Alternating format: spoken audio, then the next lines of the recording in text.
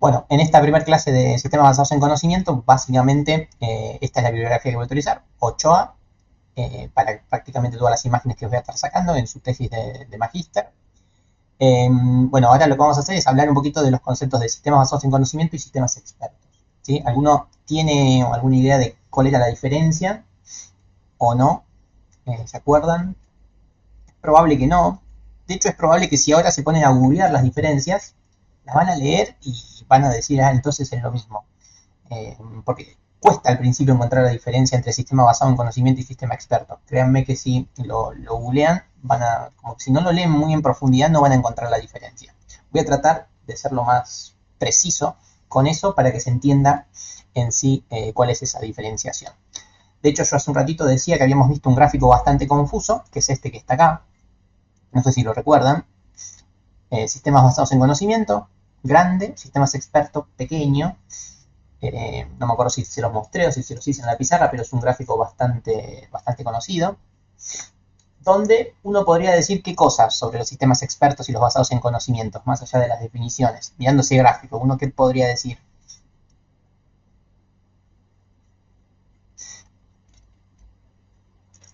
Que están contenidos. Claro, la definición rápida que uno dice sin entender nada del tema y mirando el gráfico dice, ah, bueno, los sistemas expertos están contenidos en los sistemas basados en conocimiento, o sea, son parte de, es decir, son un subconjunto de los sistemas basados en conocimiento. Eso mirando el gráfico. Pero bueno, no es tan así, ahora lo vamos a analizar un poco, pero esa es la primera lectura que uno hace del gráfico. Por eso les decía que el gráfico no me termina de convencer a mí, pero ahora vamos a profundizar un poquito en esto.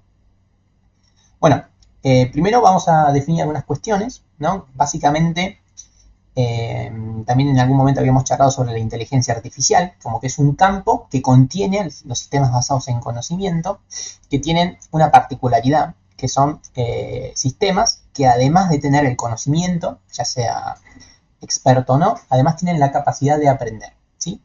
Bueno, la inteligencia artificial se la puede mirar desde dos grandes aristas, desde el campo científico y desde el campo de la ingeniería, ¿sí? Desde el campo científico es básicamente el campo que trata de explicar qué cosa es la inteligencia artificial, cómo funciona, cómo se entiende, cuáles son los procesos internos y básicos que tiene la inteligencia artificial y ayuda a dar las normativas teóricas para poderlo construir. O sea, básicamente la ciencia de la inteligencia artificial es aquella que se encarga de el qué es la inteligencia artificial y qué son cada una de sus partes, ¿sí? Y después está la inteligencia artificial mirada desde la perspectiva de la ingeniería. Ese es el que más nos interesa a nosotros porque no es ya el qué es, sino es el cómo es y el de la construcción. Entonces, desde el punto de vista de la ingeniería, es cómo nosotros vamos a construir un sistema de inteligencia artificial. O sea, cómo vamos a construir máquinas inteligentes, donde máquinas podrían ser un robot o máquinas podrían ser simplemente un sistema web, por ejemplo, que tome alguna determinada decisión.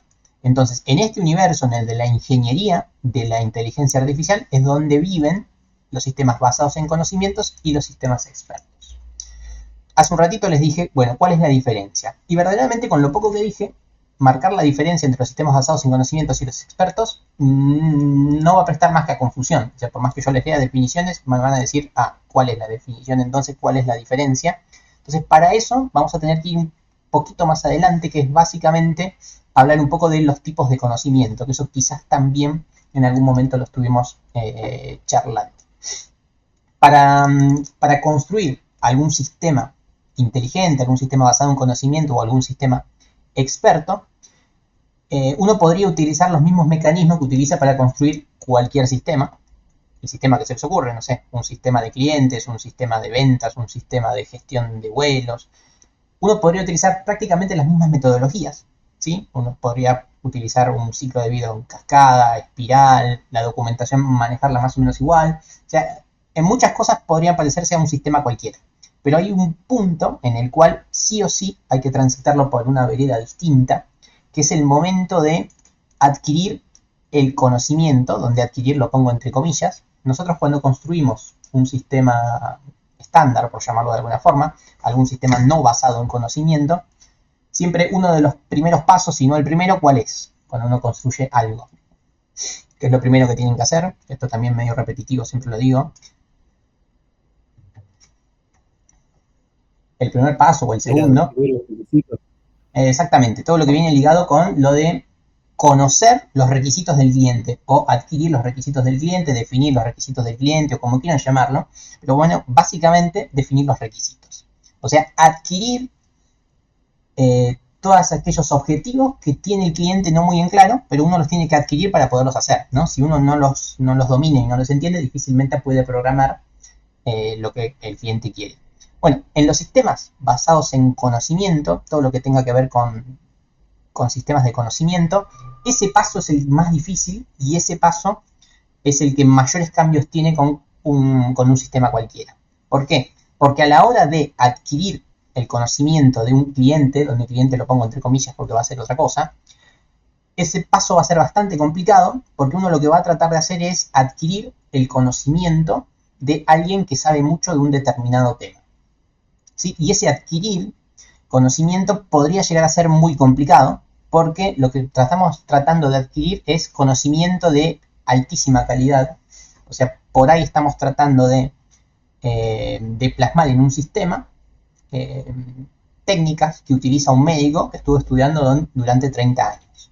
Entonces, seguramente cuando le preguntemos a nuestro cliente entre comillas otra vez, ¿cómo sabes que esta persona tiene cáncer? ¿No? Por ejemplo. Y bueno, el hombre te va a tirar 10.000 conceptos que vos no vas a tener ni idea de qué son y muy difícilmente puedas programar algo asociado a esto, ¿sí? Porque no estás teniendo ni idea de lo que te está hablando. Entonces, la definición de los requisitos, que ahora se va a llamar adquisición de conocimiento, es bastante más laborioso para nosotros los que estamos desde el lado de sistemas. Así que en un ratito vamos a formalizar un poquito más sobre eso. Entonces, por ahora, hagamos hincapié en eso, que para construir un sistema basado en conocimiento hay que adquirir conocimiento. Y ese conocimiento es muy profundo. Es un conocimiento que uno no lo adquiere así nomás. Uno no lo entiende porque es justamente de alguna disciplina que uno desconoce. Entonces ahí vamos a tener que tener mayores cuidados. Pero bueno, justamente esto de adquirir conocimiento y de hablar un poco del conocimiento me va a ayudar a marcar justamente la diferencia entre los sistemas expertos y los sistemas basados en conocimiento.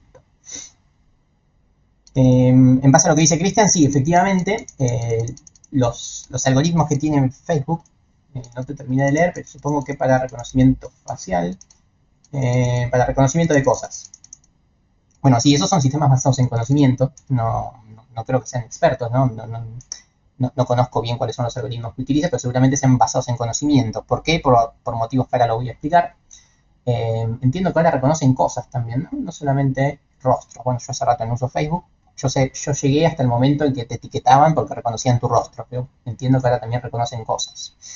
Bien, ahora vamos a definir un par de cositas y te voy a dar esa respuesta, pero sí, efectivamente, ahí hay algoritmos inteligentes para este tipo de detección. Bueno, entonces, pasando en claro, para poder diferenciar qué cosa es un sistema basado en conocimiento y qué cosa es un sistema experto, primero vendría muy bien definir qué cosas son los conocimientos o qué cosa es el conocimiento. Así que vamos a charlar un poco sobre el conocimiento. Esto también en Ingeniería 3, calculo que algo estuvimos charlando, el conocimiento uno lo puede definir desde distintas perspectivas. La primera definición que uno puede dar del conocimiento es desde el punto de vista de la operatividad, que quizás es el más conocido por todos nosotros que en algún momento hemos desarrollado algo, ¿no? Básicamente, desde la operatividad, los conocimientos se pueden separar en conocimientos declarativos y conocimientos procedimentales. Eh, Pueden ser declarativos y descriptivos, o sea, son sinónimos, o procedimentales y prescriptivos. Yo siempre les digo declarativos y procedimentales, pero bueno, son sinónimos. Entonces tenemos estas dos grandes diferencias.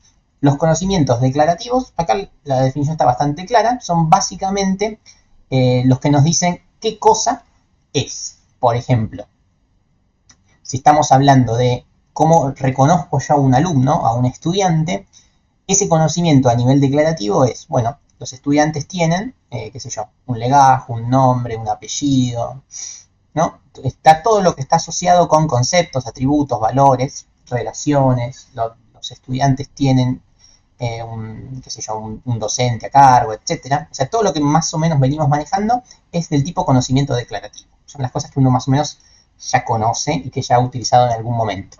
Después están los conocimientos procedimentales, que estos quizás son un poquito más distintos a lo que venimos manejando, pero así todo, también en algún momento seguramente se lo han topado. que si seguimos hablando del estudiante o del alumno, el conocimiento procedimental del alumno no es los atributos que tiene el alumno, sino que son las actividades que realiza el alumno. O sea, yo sé que el alumno estudia, el alumno aprueba, el alumno desaprueba, el alumno falta, el alumno recursa. O sea, son todas las cosas que puede hacer el estudiante, ¿no? Eso es el procedimental, es lo que está más ligado a las acciones que realiza. Volviendo así a hacer como una analogía con objetos, serían como los casos de uso, si quieren, o sea, las funciones que tienen asociadas los estudiantes, y lo declarativo serían los atributos, hablando rápidamente. Sí, no sé si cualitativo y cuantitativo sería la mejor analogía, porque eso está más ligado al se puede o no contar. Acá está más ligado a estructura interna y funcionamiento, ¿sí? Estructura y funcionamiento podrían ser buenas analogías. Este primero es más a lo estructural del conocimiento y lo segundo más al funcionamiento de determinados conceptos. Así que bueno, esos son los dos tipos de conocimiento, declarativo y procedimentales.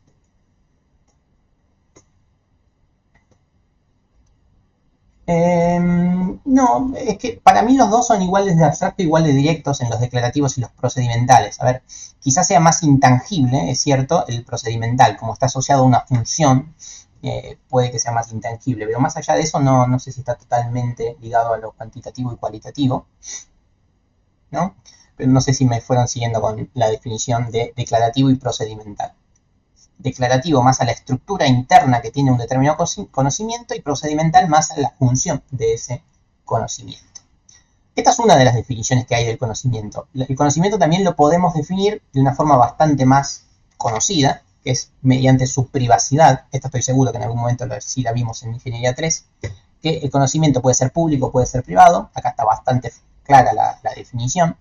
El conocimiento público es aquel que es accesible por alguien, ¿no? Acá, por ahí uno leyendo las definiciones, dice conocimiento público es conocido por cualquier persona.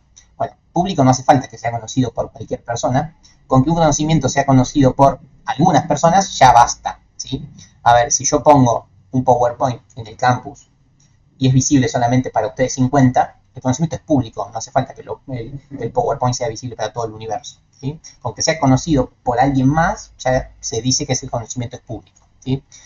Y el conocimiento privado es aquel que es intrínseco e interno de una determinada persona. Y ese no se comparte, ¿sí? Ese es el privado. El privado son las cosas que una persona conoce, sabe y no las puede compartir ni aunque quiera, ¿sí? Ese es el conocimiento privado. ¿Ok? Estas dos definiciones creo que son más sencillas, haciendo la salvedad de eso, de que público no quiere decir que es para todo el mundo, con que sea para un par ya alcanza como para que sea público, ¿sí? Lo importante es que se pueda compartir. Estamos bien con estas dos definiciones, estas creo que se entienden, pero ustedes son los que me dirán. Sobre conocimiento privado ahora vamos a profundizar un poco, porque es el que marca la diferencia justamente. Bien. Y bueno, ahora pasamos a otro tipo de definición del conocimiento. O sea, por ahora el conocimiento lo podemos dividir en base a su privacidad, que es por ahora con lo que me gustaría quedar. Ahora vamos a verlo mediante lo que es el problema y el otro mediante la operatividad. O sea, son tres formas que podemos discriminar el conocimiento. Ahora vamos a verlo en base al problema. El conocimiento también lo podemos dividir en base al problema. Y acá el ejemplo que está citado en este cuadro es bastante interesante. Nos dice que los conocimientos los podemos separar en conocimientos estructurantes y conocimientos heurísticos. Y acá quizás leyendo las definiciones, no sé si queda del todo claro, pero el ejemplo del ajedrez me parece muy interesante. Yo, por ejemplo, tengo un conocimiento estructurante del ajedrez. ¿Por qué? Porque yo sé las reglas del ajedrez, yo sé los movimientos de cada pieza del ajedrez, sé cuándo pierdo, sé cuándo gano. O sea, yo tengo un conocimiento estructurante del ajedrez. Ahora, no tengo el conocimiento heurístico del ajedrez. ¿Por qué? Porque yo, si juego al ajedrez, estoy seguro que no voy a ganar. Porque por más que sepa mover todas las piezas, no tengo esa capacidad de anticiparme, no tengo esa capacidad de generar una estrategia, no tengo una capacidad de ver un peligro que esté próximo. O sea, por más que sepa, ahí vuelvo a ver, por más que sepa jugar, no puedo ganar, ¿sí? Esa es la diferencia. Todos están trabados con el PowerPoint anterior. Están viendo definición del problema. Estamos en privacidad. Sí, privado y público. Ah, quedó ahí. anda pésimo esto, bueno, volvamos. Igual me fueron siguiendo con el relato. Ahora estamos viendo división por problema. El problema, los conocimientos pueden ser estructurantes o no estructurantes. Los no estructurantes también se los llama heurísticos. El estructurante es aquel que, a nivel, ahora díganme si lo ven bien, que por ejemplo en el ajedrez, el conocimiento estructurante es saber mover las piezas, saber lo que hay que hacer, saber cuándo perder y saber cuándo ganaste. Básicamente ese es el conocimiento estructurante. Ahora, el conocimiento heurístico es el saber hacer todo eso, pero hacerlo de una forma que te permita ganar, o que te permita competir contra alguien. Ahí ahora se ve bien, excelente. ¿Se entienden esas dos diferencias, estructurante y heurístico? El conocimiento heurístico va a ser el que va a definir a el experto en alguna determinada disciplina, ¿sí? El conocimiento heurístico es ese que uno tiene tan sumergido en el inconsciente que uno hace cosas sin estar pendiente de lo que está haciendo, como por ejemplo, conocimiento heurístico clásico que uno suele dar, cuando uno aprende a manejar y después está manejando por la calle, al principio a uno le enseñan muchísimo el estructurante, todo el conocimiento estructurante, ¿no? Bueno, embrague a fondo, soltar el acelerador, freno, cambio, soltar el embrague, bla, bla, bla. Y al principio uno está recontra pendiente de eso. Pero llega un momento que adquiere el conocimiento heurístico. Llega un momento que uno hace las cosas y las hace bien y se te cruza una vaca y vos frenás de golpe, el auto no se apaga. Porque ahí ya tenés el conocimiento heurístico. Es el que te permite no solamente manejar, sino que te permite manejar bien. Porque es algo que está bien metido en nuestro inconsciente, ¿sí? Ya es como un salto más el conocimiento. Entonces, con saber cómo se mueven las piezas en el ajedrez no alcanza. Para tener el conocimiento heurístico, tenés que saber mover esas piezas para poderle ganar al rival, ¿sí? Entonces acá, esto es lo que resalté acá con verde, es conocimiento heurístico es aquel que me permite jugar bien y tener mayor probabilidad de ganar. Exactamente, es un conocimiento súper naturalizado, ¿sí? Es el conocimiento que puede marcar la diferencia, por ejemplo, entre un experto jugador de fútbol y un gran jugador de fútbol, ¿no? Es el que marca la diferencia entre pateo por arriba, pateo por abajo, la pico, no la pico. Esas pequeñas decisiones que uno toma en un segundo son los que marcan las diferencias entre haber asimilado el conocimiento de forma heurística o de forma estructurante. Bueno, y ahí, en base a esas definiciones de conocimientos, recién ahora estamos con la capacidad de poder definir qué cosa es un sistema basado en conocimiento y qué cosa es un sistema experto. Bueno, y creo que con el PowerPoint, ahí si lo están viendo, buenísimo, queda más claro de cuándo un sistema es basado en conocimiento y cuándo un sistema es experto. Un sistema es basado en conocimiento cuando utiliza el conocimiento público. O sea, un conocimiento es basado en un sistema es basado en conocimiento cuando, por ejemplo, busca información en Internet a la velocidad que se les ocurra, con los procesadores que se les ocurra, con los algoritmos que quieran, pero solamente se queda con esa información, con la que está en Internet, la filtra por algún mecanismo o lo que ustedes quieran, pero trabaja con conocimiento público. El sistema experto trabaja con conocimiento privado, ¿sí? Consiste con conocimiento que tiene una sola persona o muy poquitas personas, con conocimiento del tipo heurístico y conocimiento del tipo estructurante. O sea, seguramente la persona que tiene ese conocimiento privado, el conocimiento privado es de índole heurístico, ¿sí? Porque lo que una persona le da un valor agregado, lo que hace que una persona sea distinta, es el conocimiento heurístico, no el estructurante. O sea, yo no voy a ser un experto en un tema porque sepa cuánto valen las cartas en el truco. Eso lo sabe todo el mundo. Lo heurístico me lo da el saber utilizar una estrategia para poder ganar en el truco, por ejemplo. Entonces, los sistemas expertos usan conocimiento privado, conocimiento heurístico. El estructurante no lo nombro porque también es obvio, pero esta es la principal diferencia entre un sistema experto y un sistema basado en conocimiento, que utiliza heurístico y privado. ¿Bien? Ambos utilizan el descriptivo y el procedimental, o sea, eso no marca ninguna diferencia, son simplemente, ahí son una semejanza, ¿no? Ambos utilizan el descriptivo y el procedimental, pero la diferencia está entre el público y el privado, y el heurístico y el estructurante.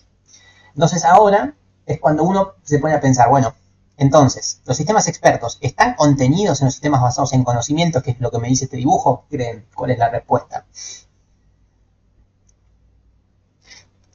Ahí no me quedó claro una cosa, porque Sí, según eso, el sistema basado en conocimiento, viste que dice estructurante o heurístico. sí. O sea, puede estar basado solamente en uno de los dos.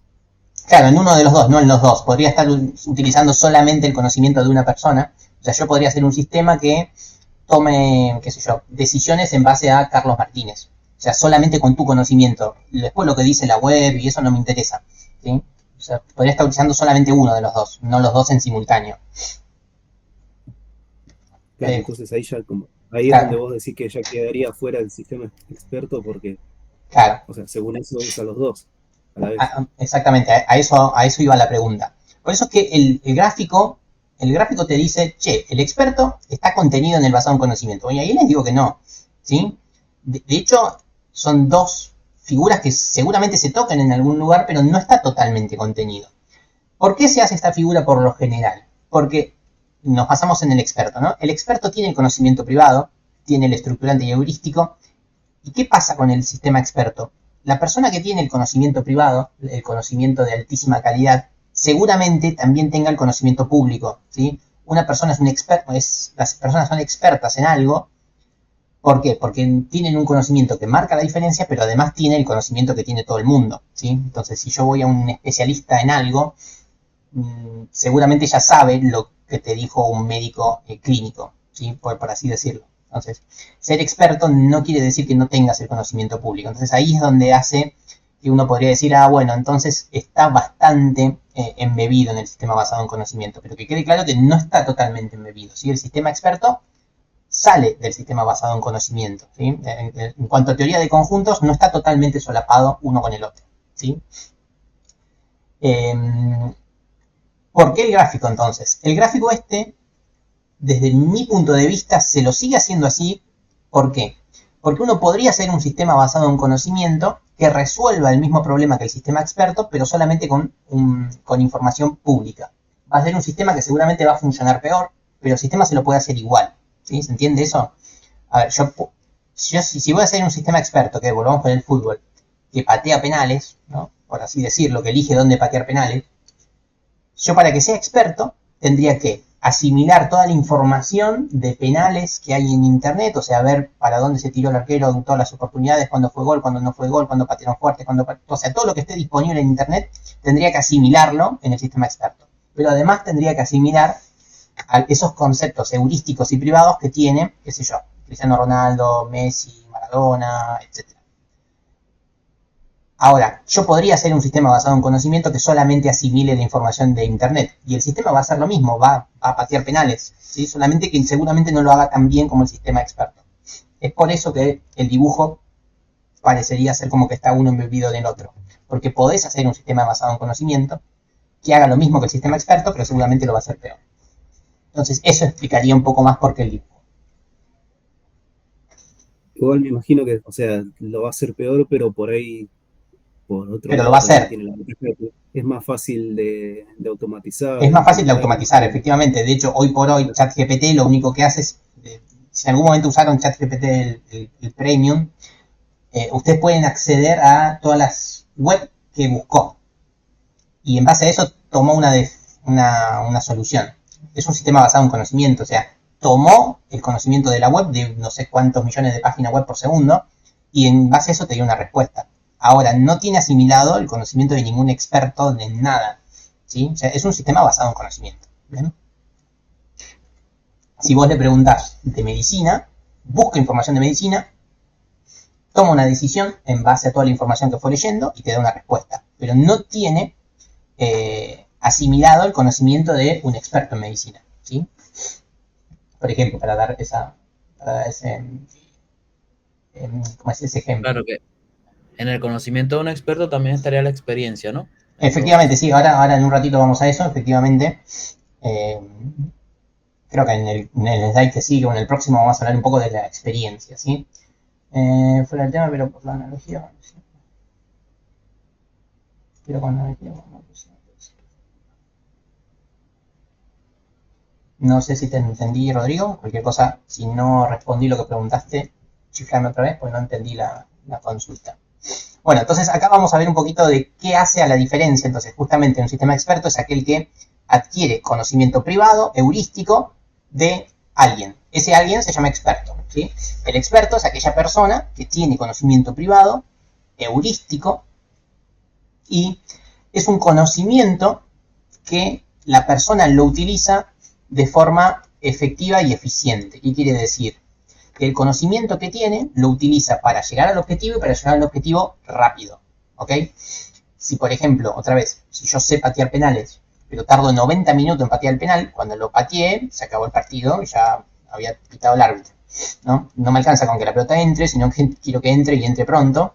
Entonces necesitas que el experto resuelva el problema y lo resuelva rápido y gaste la menor cantidad de recursos. Esto es muy ligado a lo que ustedes saben también de programación. Eficaz y eficiente tiene que ser las decisiones que toma un determinado profesional, un determinado experto. Bueno, acá algunas características que tienen que tener los expertos, ¿sí? Para que sean justamente expertos. Sobre esto estuve investigando un poco antes de dar la clase, que se dice que una persona, acá hay como una definición cuantitativa de cómo saber si una persona es experta o no, o sea, una definición medible de lo que sería un experto.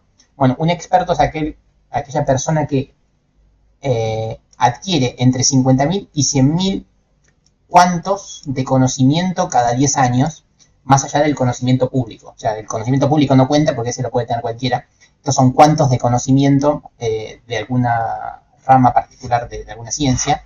¿Qué son los cuantos de conocimiento? Los cuantos de conocimiento son, esto es lo que les dije que estuve investigando, es como una unidad de medida del conocimiento que se utiliza mucho en la psicología, en todas las ciencias cognitivas, que es con lo que se mide lo que aprendes. Básicamente cuando vos das por hecha una afirmación y vos sabés que esa afirmación es cierta, eso es un cuanto de conocimiento. Son como oraciones, afirmaciones que uno tiene internas en su pensamiento que da por hechas, ¿no? Medio anecdótico, no vamos a usar en ningún momento, pero esta es como la definición cuantitativa de lo que hace un experto. Que si pudo adquirir entre 50.000 y 100.000 unidades de cuantos en 10 años, es un experto.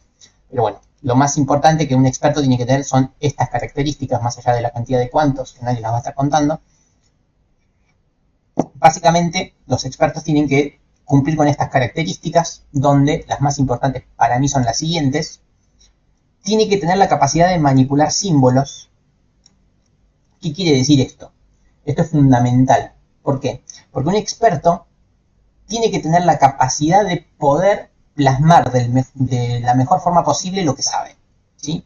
¿Y cuál es la mejor forma de comunicar algo? A ver, ¿qué creen? ¿Cuál es la herramienta más conocida para comunicar algo? De la mejor forma, ¿no? ¿El símbolo es matemático? La matemática, ¿no? No solamente los símbolos, sino que las matemáticas son la mejor forma de comunicar información. Cuando yo explico matemática en alguna materia, siempre doy la misma introducción, ¿no? Que yo puedo decir algo en español, puedo decir algo en inglés, puedo decir algo en chino, y seguramente cuando lo digan cualquiera de estos lenguajes, digo algo yo ahora en español, Cristian lo interpreta de una forma, Julián lo interpreta de otro, Agustina no lo entiende, qué sé yo, Melanie lo reentiende, Melanie me lo retruca, Carolina me dice eso es correcto, pero además, o sea, yo dije una sola cosa y se interpreta de 10.000 formas distintas. ¿Por qué? Porque estoy usando el español. Si yo comunico información con las matemáticas, lo que yo comunico es lo que ustedes reciben, y punto, no hay más tutía, por así decirlo. La información que se transmite vía matemática es una información que elimina todo tipo de arbitrariedad y todo tipo de ambigüedad. O sea, la matemática elimina arbitrariedad y ambigüedad. O sea, lo que yo digo en el lenguaje matemático es lo que quise decir y es de la única forma que se puede interpretar, suponiendo que tanto el emisor como el receptor conocen las matemáticas, ¿no? Si no, estamos al horno. Pero bueno, las matemáticas y toda la simbología que tiene por detrás es el mejor lenguaje que inventó el humano para comunicarse. Entonces, los expertos necesitan conocer, manipular símbolos. Y esto es fundamental, porque si no, no te va a poder comunicar de la mejor forma lo que sabe, ¿sí? Entonces, esto hace que muchos expertos no clasifiquen justamente en esta bolsa, ¿sí? Messi podría ser un ejemplo de experto. Nunca hablé con Messi, nunca me lo topé, pero seguramente tenga todas estas otras características, puede razonar sobre sí mismo, o sea, en base a una determinada decisión, puede decir, no, mejor voy a hacer esto otro. Resuelve problemas complejos, ¿no? Por ahí va perdiendo minuto 88 y hace un gol, no sé. En base a conocimiento previo puede readaptar algunas de las cosas que hizo mal o que se equivocó, que no les pudo sacar provecho. resuelve problemas en un dominio, o sea, en un campo específico que es en el fútbol, tiene pericia, o sea, tiene todas las habilidades necesarias para ser muy bueno en lo que hace, pero me queda la duda de si cumple con esta característica, de si maneja símbolos. O sea, si yo quiero hacer un sistema experto que lo simule a él, que lo emule, mejor dicho, no sé si él me va a poder comentar todo lo que sabe. ¿Por qué? Porque seguramente no sepa manipular símbolos. Por ahí me sorprende y se sienta al lado mío y sí sabe, pero esta definición podría ser que no cotice como experto en fútbol, ¿sí? Porque quizás le falta esto. Pero bueno, estas son como las características que tiene que cumplir un experto para ser experto. O sea, profe, entonces un Sí. experto también debería saber comunicar el conocimiento. La cosa viene acá. Tiene que saber comunicar lo que sabe de forma heurística. Y la única forma que tenés de comunicar eso es manipulando símbolos, ¿no? Muy difícilmente Ok. puedas hacerlo sin esto. Entonces, Ok, esta gracias. es como la gran característica que yo creo que por ahí le falta a muchos de los que dicen ser expertos y por ahí esto no lo tienen, ¿sí? Vos le preguntas algo a alguien que dice ser un experto y no tiene ni idea de cómo lo hizo o por qué lo hizo, no te lo sabe comunicar, porque no tiene las herramientas para comunicártelo. ¿Sí? Entonces, todo esto es lo que tiene que cumplir un experto para ser experto. Donde básicamente, reitero, principal hincapié en que tienen que manipular símbolos, puede razonar sobre sí mismo, se puede alterar una decisión en base a el pasado y resuelve problemas ultra complejos del campo en el cual se caracteriza. Así que ese es un experto en líneas generales. Bueno, un experto puede hacer un montón de cosas en el campo en el que se maneja, pero básicamente acá también me gustaría quedarme con tres, ¿sí? Que dado un determinado problema lo puede clasificar rápidamente en algún otro tipo de problema que ya tenga resuelto, que ya sepa cómo resolver. O sea, si yo ya me topé con 10.000 problemas en mi vida y ya supe resolverlos porque soy un experto y sé resolverlos, cuando me viene un problema que es un 10.001, rápidamente reconozco a cuál de los grupos pertenece, o por lo menos tengo una idea de cómo resolverlo, porque ya resolví alguno por lo menos parecido. Entonces, tiene la capacidad de generar casos similares en base a cosas nuevas. Cuando se topa con un problema nuevo, lo puede discriminar y meter en algún subgrupo que ya sabe resolver, ¿sí? Entonces, esto lo hace también de forma supernatural y en poco tiempo, de forma eficaz y de forma eficiente. Y además, dado un determinado problema, tiene la capacidad de predecir cómo va a ser el funcionamiento o cómo va a evolucionar el problema futuro, ¿sí? Volviendo al caso del fútbol, dice, y en milisegundos dice, bueno, ya fue, pateo fuerte. Y por ahí en milisegundos dice, no, si pateo fuerte va a rebotar en la barra, si rebota en la barra y la va a la mitad de cancha, la agarra el rival, me hace un gol. Entonces todo eso en milisegundos no patea fuerte. Entonces tiene la capacidad de anticiparse a todo lo que podrían ser las acciones que vos no querés que ocurran. Entonces la predicción te permite hacer eso. Y después, bueno, acá también ligado un poco a lo que tiene que ver con el manejo de símbolos, tiene la capacidad de diseñar o de estructurar el problema al cual se está, ¿cómo es? Se está topando, o sea, lo puede diseñar y lo puede sintetizar. ¿Sí? Entonces, estas son como las tres grandes tareas que me gusta resaltar de un experto, más allá de que también puede planificar a futuro, puede llevar un monitoreo y un control de las tareas que hace, pero estas tres primeras son, me parecen, las más interesantes de un experto. Y ahora sí, creo, si no me falla la memoria, que justamente viene que un experto es un experto, no solamente si cumple con esas 8 características que estuvimos viendo, sino que además un experto es un experto cuando tiene lo que se llama una experiencia. ¿Sí? El conocimiento privado y heurístico que define al experto es un conocimiento que seguramente vino de ejercer una determinada profesión durante bastante tiempo. De ahí solamente se puede adquirir ese conocimiento. Vos por más que te leas todos los libros, por más que mires los videos de todos los docentes, por más que resuelvas todos los exámenes, por más que leas todo lo que quieras leer, si no ejerces una determinada profesión y si no te comprometes con mejorar en esa disciplina, nunca vas a ser un experto. A lo sumo vas a saber un montón de cosas, pero solamente vas a saber conocimiento público, ¿sí?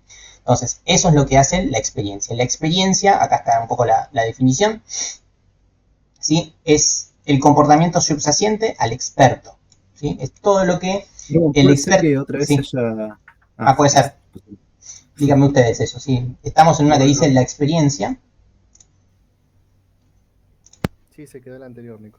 Dale, buenísimo. Mientras sea en una no pasa nada. Ahí estamos. Díganme si están viendo. Bueno, estamos frente a un slide que justamente define un poco lo que es la experiencia. Bueno, acá en la definición... Pero hoy tardó un poquito. Está en negro. Vamos otra vez.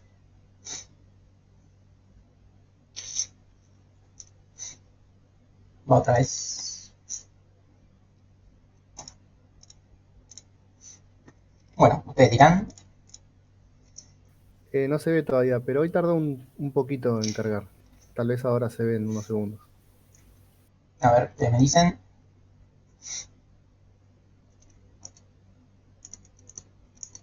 Ahí se Ahí ve. Ahora se ve. sí. Bueno, buenísimo. Bueno, nada. Sí, igual simplemente es un slide que habla un poco de la experiencia, la definición acá en un cuadrado rojo, que básicamente es el cuerpo de conocimiento operativo subyacente al comportamiento del experto. ¿Qué quiere decir esto?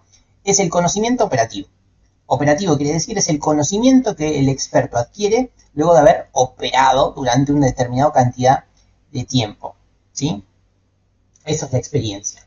Es todo el conocimiento que fue adquiriendo una persona por haber hecho una tarea durante mucho tiempo y haber generado respuestas a determinados problemas. ¿Bien? Ese es el conocimiento, es la experiencia que define a un experto. Pasamos al siguiente. Acá deberían estar viendo un slide que dice dificultades para transferir la experiencia.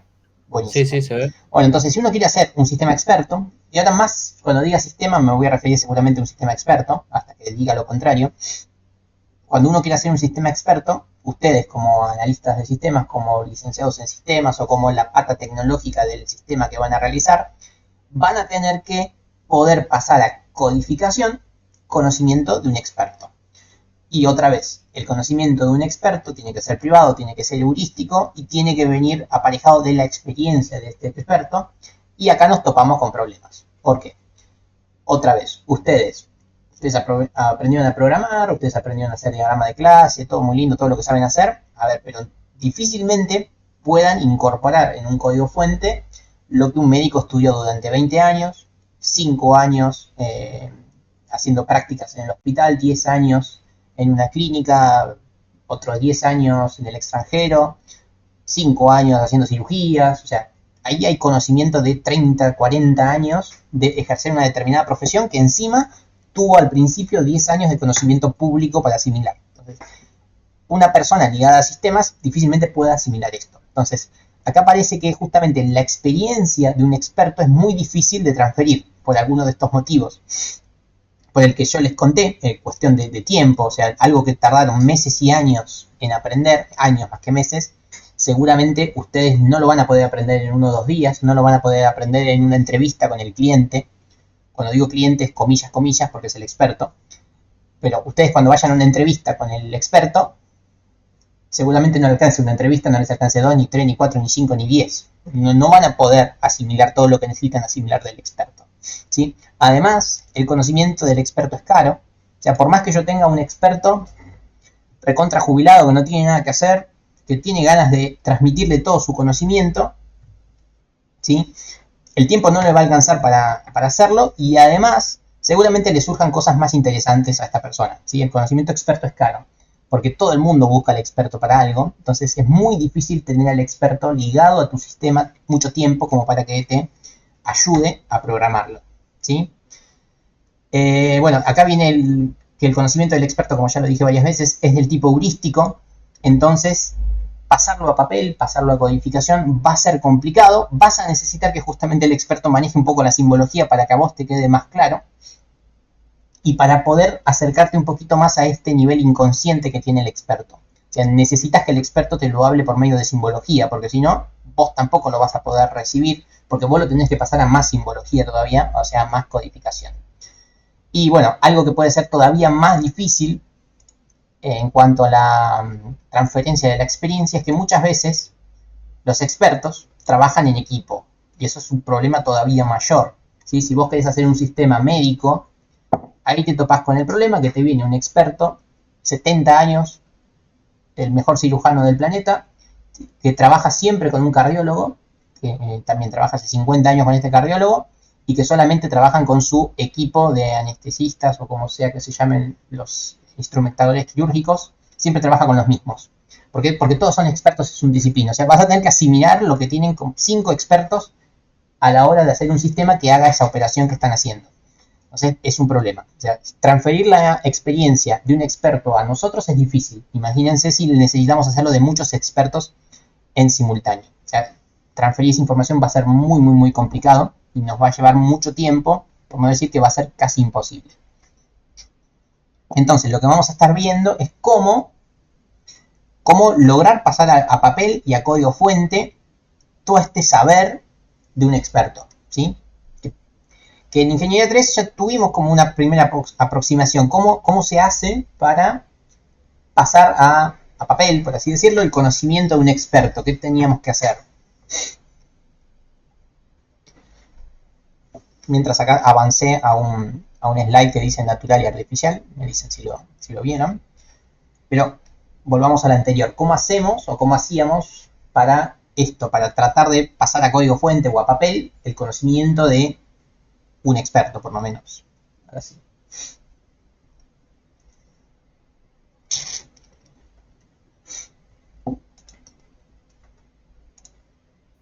No sé si vieron los mismos temas que cuando yo la cursé, pero No lo que importa, no hacíamos importa. era primero definir como una especie de glosario, que era el léxico debido al lenguaje. Va por ese lado, efectivamente. Más allá del orden en el que haya que hacer las cosas, efectivamente, definir un diccionario es uno de los primeros pasos, ¿sí? El léxico. ¿Por qué es importante esto?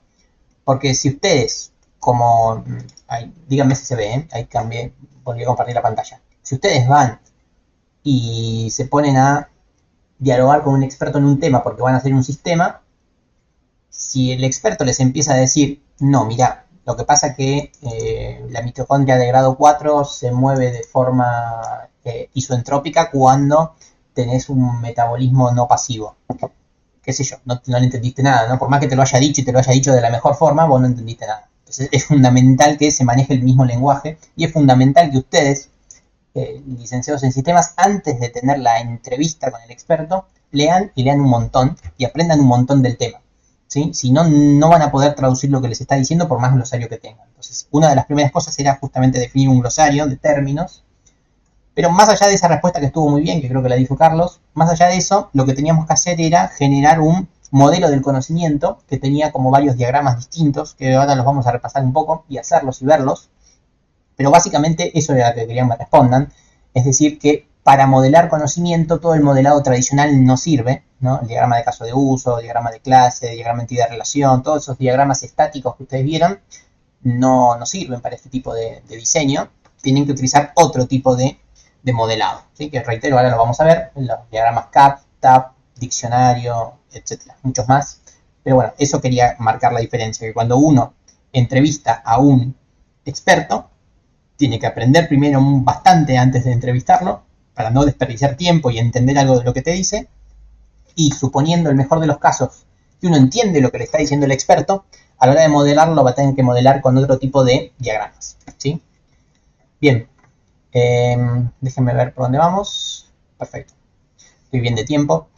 Ahora vamos a debatir un poco la diferencia entre la experiencia natural, o sea, la experiencia de cada uno de nosotros ejerciendo alguna determinada actividad, y la experiencia artificial. La experiencia artificial que vamos a ver también más adelante, pero básicamente es lo mismo, es todo el conocimiento que se va aprendiendo, pero de forma artificial, ¿no? Otra vez, todavía no sabemos muy bien qué es la inteligencia artificial, qué es la experiencia artificial menos, pero la idea es la misma. Experiencia artificial es el conocimiento que adquirió un software artificial por medio de ejercer una tarea durante mucho tiempo. O sea, eso es la experiencia artificial.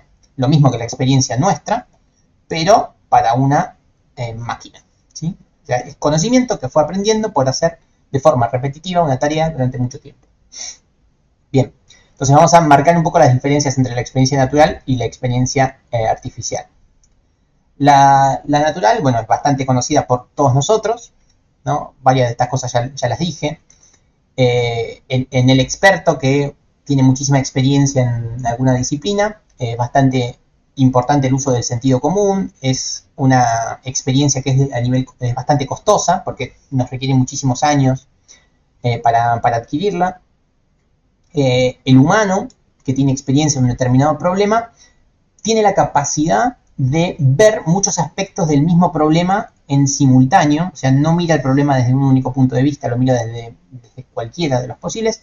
Y acá viene una de las principales cosas que vamos a hacer hincapié ahora hablando de experiencia, es que el humano, al adquirir experiencia, utiliza todos los sentidos, utiliza los 5 sentidos. Y eso también es algo que más adelante vamos a seguir charlando, porque es una de las cosas difíciles de equiparar con la inteligencia artificial y con los mecanismos inteligentes. ¿Por qué? Porque si yo quiero hacer un software inteligente, necesito poder competir contra el humano en todos los aspectos. Y este aspecto es bastante difícil de competir, que es el de los 5 sentidos. No digo que sea imposible, pero es bastante complicado, ¿sí? Yo les estoy hablando, ustedes están mirando el PowerPoint cuando Jitsi lo permite, pero además seguramente por ahí están escuchando algún otro ruido, están, no sé, tomando un café, o sea, están utilizando un montón de otros mecanismos como para entender o no lo que yo estoy diciendo, como para ayudarse a entender lo que yo estoy diciendo. Y bueno, esto en cualquier disciplina, o sea, uno aprende utilizando los 5 sentidos todo el tiempo. Y si uno quiere que un sistema haga lo mismo, vas a tener que tener receptores de los 5 sentidos, trabajándote y dándote información para poder tomar una decisión. Y esto muchas veces es complicado de desarrollar.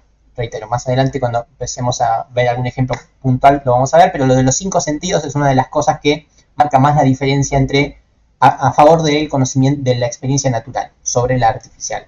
Porque en el resto de las cosas vamos a ver que la experiencia artificial es mejor, y de hecho vamos a verlo un poco. A ver, la experiencia artificial, a diferencia de la experiencia natural, es fácil de transferir, ¿sí? Porque ya estuvimos viendo que la experiencia natural es muy difícil de transferir, es muy costosa para nosotros, es difícil transferir lo que alguien aprendió durante 20 años. La experiencia artificial, se transfiere re fácil, porque una vez que la conseguiste, que la generaste por medio de algún determinado tipo de algoritmo y ya la tenés guardada en alguna determinada base de datos o base de conocimiento, es un cuestión de control B, control C, control B, listo, ya la tenés en otro sistema inteligente. O sea, es fácil de transferir. Una vez que la tenés, ya está, la tenés y la tenés para siempre. Es de muy bajísimo costo. Los resultados, una vez que los tenés, los podés reproducir infinitas veces, ¿sí? Y está siempre disponible y disponible en cualquier tipo de situación. ¿A qué me refiero con esto? Que si vos querés que esté disponible en el celular, está disponible en el celular. Si querés que esté disponible en la web, está disponible en la web. Si querés que sea un Excel que te responde, es un Excel que te responde. O sea, está disponible donde ustedes quieran. Entonces, claramente la experiencia artificial es bastante más amena que la experiencia natural, salvo por lo de los sentidos, ¿sí? Ahí es como que la experiencia natural tiene un aspecto bastante más a favor. Y bueno, obviamente la experiencia artificial es más fácil de documentar, o sea, una vez que uno lo tiene, ya está. También el documento lo llevas para todos lados, una vez que lo construyes por única vez, ya está construido y lo puedes utilizar siempre esa documentación, ¿okay? Y bueno, en cuanto a ubicua, es lo mismo, ¿no? Está presente todo el tiempo, o sea, una vez que la adquiriste, la podés llevar donde quieras, ¿sí? Está donde ustedes deseen. Así que bueno, esta es como una gran comparativa entre la experiencia natural y la experiencia artificial, donde resalto nuevamente que la experiencia artificial es mucho más fácil de transferir, de bajísimo costo, fácil de reproducir, puede estar en todos lados, está siempre disponible, todo bueno. La única particularidad es que no usa los 5 sentidos, porque no tiene ni siquiera definido los sentidos en todo momento. Entonces ahí es cuando, incluso hoy por hoy, es donde más se está peleando para que los mecanismos artificiales puedan competir un poco más con el ser humano, con todo lo que tiene que ver con la generación de conciencia y con el uso en simultáneo de los 5 sentidos, ¿sí? Es muy difícil que un sistema pueda batallar contra esto. No imposible, pero difícil de conseguir. Entonces, cuando uno o cualquiera de ustedes quiera generar un sistema experto, es decir, un sistema que toma la decisión de un experto de forma automática, va a tener que ver, como en cualquier otro sistema, si ese sistema es viable o no. Díganme si están viendo el slide de viabilidad. Uno, antes de ponerse a construir un sistema, tiene que ver si es viable. ¿Qué quiere decir que un sistema sea viable? No se ve ni- No se ve, lo imaginaba. Vamos otra vez.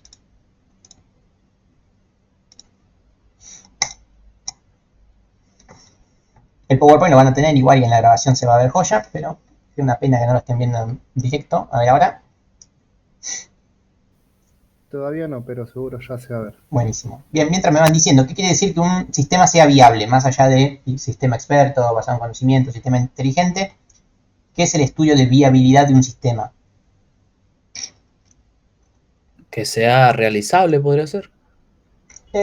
Sí, viable y realizable, casi que te diría que me gusta, porque parecen casi que sinónimos, pero a ver, algo más, algo un poquito más. No digo que esté mal. Ahí me dice que se puede construir también, cierto. Que sea viable quiere decir que se puede construir, pero no ¿Que va a falta algo servir más. para lo que se construyó? Que va a servir también, pero no me termina de cerrar. Hay una relación entre todo eso que están diciendo. Que sea viable quiere decir que va más por el lado de Juan Cruz. A ver, que sea viable no quiere decir que va a servir. Que sea viable no quiere decir que se puede construir. Y que sea viable no quiere decir solamente lo otro que me dijeron, que sea realizable, creo. Las tres cosas que me dijeron son ciertas, pero ser viable no quiere decir eso. Ser viable quiere decir que hay un equilibrio entre lo que yo voy a gastar y lo que me va a dar el sistema, ¿sí? Si yo voy a hacer un sistema experto que me va a salir millones y millones de dólares y lo único que me va a dar es un true o un false para saber si tengo fiebre, y eso no es viable. A ver, el sistema va a andar, lo voy a poder hacer, y no me acuerdo qué otra cosa habían dicho, todo eso lo voy a poder hacer, pero no va a ser viable, porque me está saliendo mucho más caro de lo que me está dando. O sea, es como el equilibrio entre los pros y los contras, esto en general, ¿sí? No solamente para los sistemas basados en conocimiento. Un sistema es viable si lo que te da supera a lo que perdés, ¿sí? En cualquier tipo de aspecto. O sea, el estudio de viabilidad es, te fijas cuánto te cuesta, en tiempo, en plata, en recursos, y te fijas qué te da. Si ese equilibrio te da bien, lo haces. Eso quiere decir que sea viable, ¿sí? Bueno, acá es lo mismo. El estudio de viabilidad vas a tener que analizar un montón de cosas para ver si vale la pena o no hacerlo. ¿Por qué? Porque en el sistema experto que vas a construir, seguramente vas a necesitar a un experto. Y el experto, como ya estuvimos viendo, es caro, es lento el proceso, etcétera. Todo, o sea, todo eso te está tirando como para no lo hagas. No lo hagas porque es un embole. Ahora, si lo que te da es algo muy bueno, por ahí sí vale la pena consultar al experto y hacer un software que lo haga de forma automática. Además, expertos hay pocos, los expertos se mueren, entonces perder ese conocimiento sería una lástima. Entonces ahí tenemos algo que tira la balanza a nuestro favor a la hora de decir voy a construir un sistema experto, ¿sí? Para saber si un sistema es viable o no, más allá de que sea basado en conocimiento o no, lo que se utiliza es, las siglas son INCO, lo que se llama Ingeniería del Conocimiento. También en Ingeniería 3 había algo de texto, pero acá está un poquito mejor plasmado lo que hay que hacer a la hora de construir la ingeniería en conocimiento. Lo primero que hay que ver es si el sistema que vamos a hacer, basado en conocimiento, el sistema experto que vamos a hacer, cómo cumple estas 4 características. La característica de lo posible, de lo justificado, de lo apropiado y de lo exitoso, ¿sí? En lo posible, uno lo que suele hacer, yo ahora si puedo les voy a dar un Excel que tengo, lo voy a subir al campus, donde básicamente uno le pone un número. Se usan mucho los números de 0 a 3. 0 para decir no, 3 para decir claro que sí, 1 y 2 para decir quizás, por ahí, ¿sí? Es como para darle un peso a todo esto. Entonces, en lo posible, una de las cosas que uno trata de pesar es saber si el experto o los expertos van a estar disponibles para ayudarte y por un buen tiempo, y si el experto va a ser cooperativo con vos. Ahí le pones un 3 si el experto es recopado y te va a ayudar, y de un 0 si el experto te va a decir hola, chao, no molestes, le pones un 0, ¿sí? Si la tarea que vas a hacer se puede estructurar y es entendible, y no es una tarea recontra compleja que no hay forma de que el ingeniero del conocimiento la entienda, ¿sí? Puede que haya alguna tarea que sea muy difícil de estructurar, alguna tarea muy puntual. O sea, si uno quiere automatizar, no sé, el conocimiento de un premio Nobel en física cuántica, no sé si podemos. Seguramente sí, pero no sé. Por ahí es muy puntual lo que uno quiere resolver y es muy difícil de estructurar el conocimiento que tiene esa persona. Entonces decís no. Bueno, esto ahí también le pones un 0 a ese aspecto. Después, este también es importante en cuanto a lo posible, que es darle un peso de si va a haber los suficientes casos para que la solución se aplique. ¿Qué quiere decir esto? que si vos tratás de hacer un software consultando a un experto sobre teoría de la evolución y un experto que sabe muchísimo sobre meteoritos y extinciones masivas, ¿no? Por ahí el experto está recopado en ayudarte, por ahí lo que hay que hacer es recontraestructurado, ¿sí? Ahora bien, no vas a tener suficientes casos para ver si el sistema funcionó bien, porque con que haya un meteorito de extinción masiva ya no podés chequearlo si es cierto, ¿no? Es como un ejemplo bastante burdo, pero tiene que haber los suficientes casos como para chequear que tu sistema funcionó y funcionó bien. Si vos haces un sistema que funciona una única vez y no funciona más, no sabés si está funcionando bien, ¿sí? O sea, tiene que ser sobre casos que se repitan mucho, ¿ok?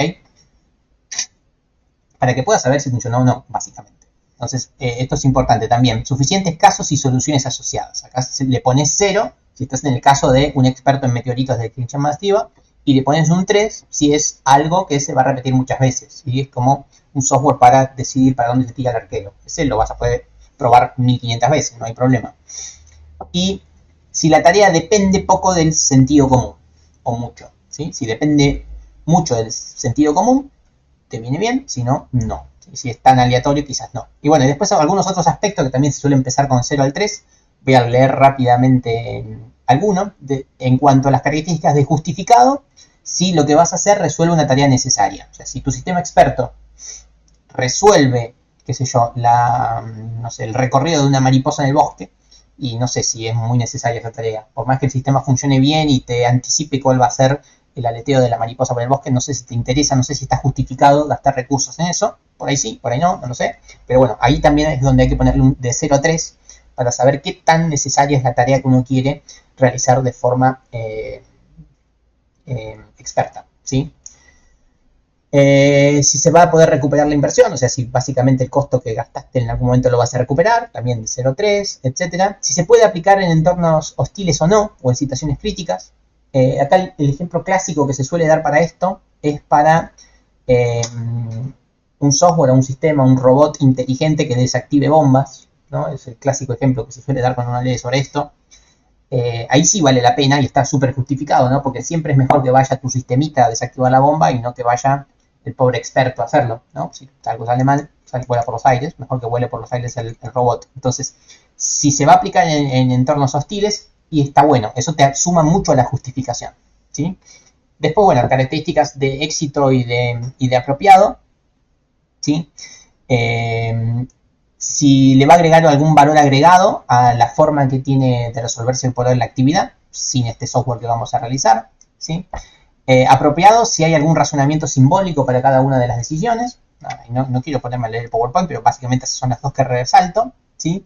Y exitoso si ya tenemos problemas previos resueltos, o sea, como para apoyarnos y generar una base de conocimiento, si el problema se va a repetir muchas veces, como para poder aplicar el conocimiento, si se dispone de la experiencia de ingeniería en conocimiento. ¿Qué quiere decir? Que si ya estuvimos trabajando sobre cosas parecidas, como para poder pasar a programar o a desarrollar este sistema, ¿sí? Y bueno, las otras son medias universales, ¿no? Si cuento con el apoyo de los directivos, etc.